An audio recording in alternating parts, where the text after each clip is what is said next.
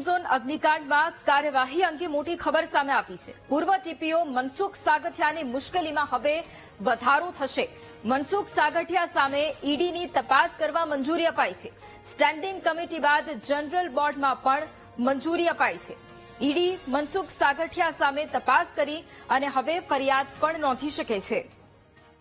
Rajkot TRP game zone અગ્નિકાંડમાં કાર્યવાહી અંગે આ મોટી ખબર છે। સંવાદદાતા શનિ ફોન લાઈન પર છે। શનિ, રાજકોટ ટીઆરપી ગેમ ઝોન અગ્નિકાંડમાં પૂર્વ ટીપીઓ મનસુખ સાગઠિયા સામે હવે ઈડી પણ કાર્યવાહી કરશે। શું વધુ માહિતી?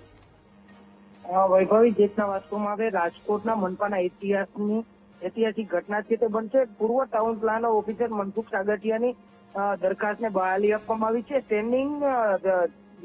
સ્ટેન્ડિંગ દ્વારા બહાલી આપવા બાદ જનરલ બોર્ડમાં પણ બહાલી આપવામાં આવી છે। મામલો એ છે કે ઈડી દ્વારા કાર્યવાહી કરવા માટે મનપાની મંજૂરી માંગવામાં આવી હતી।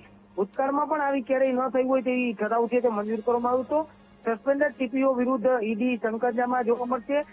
ઈડી દ્વારા પ્રિવિઝન ઓફ મની લોન્ડરિંગ એક્ટ 2002 ની જોગવાઈ પ્રમાણે પ્રોસિક્યુશન કરવા બાબતે જૂન મહિનામાં કમિશનરને પત્ર લખવામાં આવ્યો હતો અને હવે તેની જનરલ બોર્ડમાં પણ બહાલી છે તે મળી ગઈ છે। જી વૈભવી, બિલકુલ આભાર શનિ તમામ જાણકારી માટે।